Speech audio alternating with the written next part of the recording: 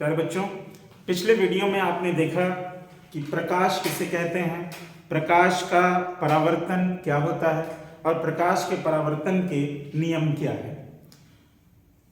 उस वीडियो में हमने आपको बताया था प्रकाश के परावर्तन के लिए एक चिकना चमकीला सतह बहुत महत्वपूर्ण है, सरफेस। अगर हम गौर से देखें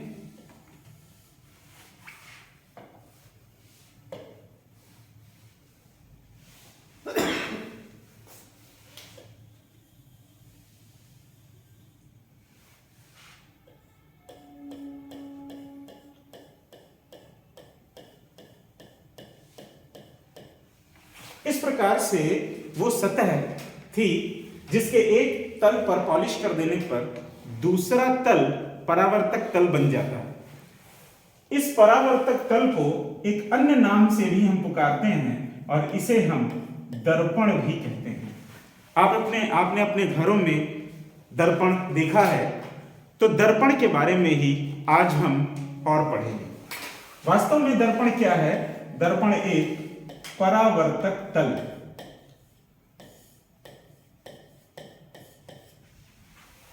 तल हम एक काल्पनिक रूप से एक सीधी रेखा मान सकते हैं। जैसे कि कांच के ग्लास में अगर हम पानी भर लेते हैं तो पानी की जो ऊपरी सतह है वो एक प्रकार का तल बन जाती है, जो बाहरी वातावरण और जल के बीच में एक सीधी सरल रेखा के रूप में आती है। इसी को हम तल कह सकते हैं। और परावर्तक तल वह है जिस तल से प्रकाश किरणें टकरा करके वापस लौट जा रही हैं, उसी को हम परावर्तक तल कहते हैं। तो दर्पण क्या है?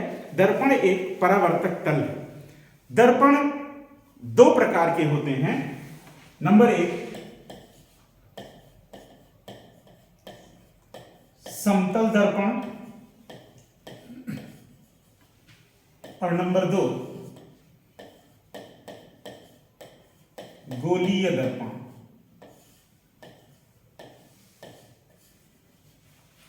यदि परावर्तक तल एक सीधी सरल रेखा के रूप में है तो उसे हम समतल दर्पण कहते हैं। लेकिन यदि परावर्तक तल एक कर्व या वक्र रेखा के रूप में है तो उसे हम गोलीय दर्पण कहते हैं। गोलीय दर्पण के उदाहरण के तौर पर आपने घर में अपने चम्मच देखा होगा। अगर चमकीला चम्मच है, आप उसके अंदर से सामने से देखेंगे, जो गहरा भाग है उसमें अगर आप तस्वीर देखेंगे अपनी, तो अलग तरीके की दिखाई देगी। और वही चम्मच जब आप उलट देंगे, उभरे हुए तल की तरफ से अगर आप अपनी तस्वीर देखेंगे तो उसमें अलग तस्वीर दिखाई देगी। तो ये जो अंतर है, ये वक्र परावर्तक तल का अंतर है। आज हम लोग इसी के बारे में चर्चा करेंगे।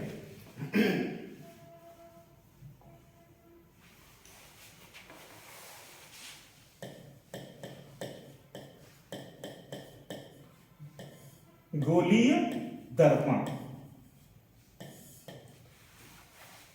गोलीय दर्पण एक कांच के खोखले गोले का भाग होता है।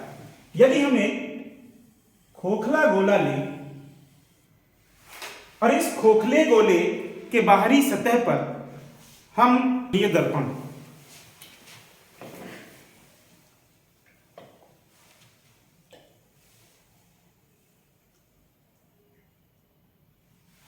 तो ये एक खोखला गोला, खोखले गोले के रूप में हम यदि कांच का एक हिस्सा लें, अगर हम इसके बाहरी तल पर पॉलिश कर दें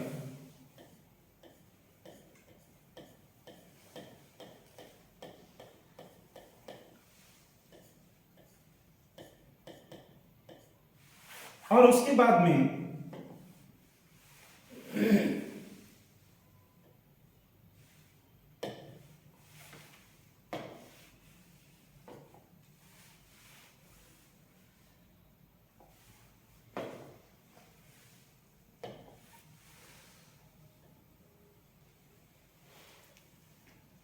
ये हिस्सा हम इससे कट कर लें,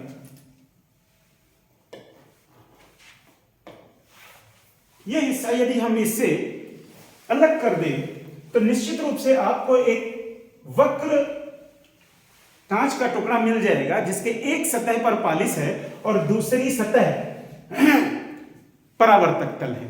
तो जिस हिस्से पर पॉलिश है उसको हम पॉलिश करने के बाद, और ये जो दूसरी सतह उभरी हुई है यही परावर्तक तल है। अगर हम इसको काट कर अलग करेंगे तो ये कुछ कुछ इस प्रकार से दिखाई पड़ेगा।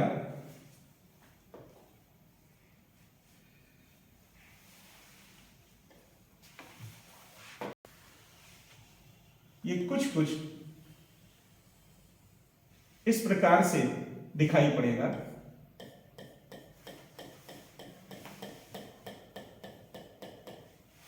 और बाहरी तल पर पॉलिश है जबकि भीतरी तल परावर्तक तल कहलाता है। इस खोखले गोले का जो केंद्र है, इस केंद्र को हम वक्रता केंद्र कहते हैं।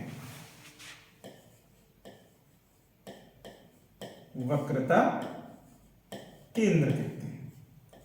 इस खोखले गोले से अगर हम इस वक्रता केंद्र से अगर हम एक सीधी त्रिज्या खींच दें तो इसे हम वक्रता त्रिज्या कहते हैं। अगर इस केंद्र को हम इस प्रकार से यहां बनाएं तो यहां से खींची गई सीधी रेखा जो दर्पण को मध्य बिंदु पर कट करे तो इसे हम दर्पण का ध्रुव कहते हैं तथा इस केंद्र को वक्रता केंद्र कहते हैं। इसे C अक्षर से प्रदर्शित करते हैं, ध्रुव को P अक्षर से प्रदर्शित करते हैं और CP रेखा वक्रता त्रिज्या कहलाती है, जिसे R से प्रदर्शित किया जाता है।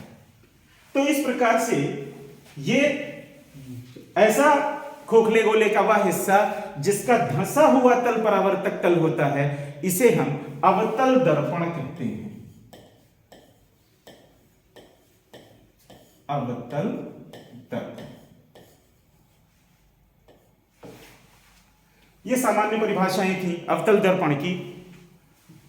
अवतल दर्पण को ही अगर हम इस घेरे को मान लिया ये हिस्सा हम काटकर अलग करते हैं और इसमें हम इस तरफ पॉलिश कर दें, यानी अब हमने क्या किया कि धंसे हुए तल पर पॉलिश हो। तो जब धंसे हुए तल पर पॉलिश है तो उभरा हुआ तल परावर्तक तल बन जाता है।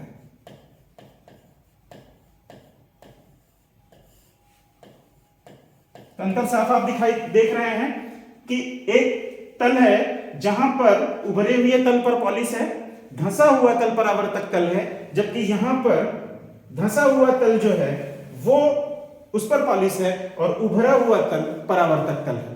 तो वह दर्पण जिसमें उभरे हुए तल पर उभरा हुआ तल परावर्तक तल है उसे हम उत्तल दर्पण कहते हैं।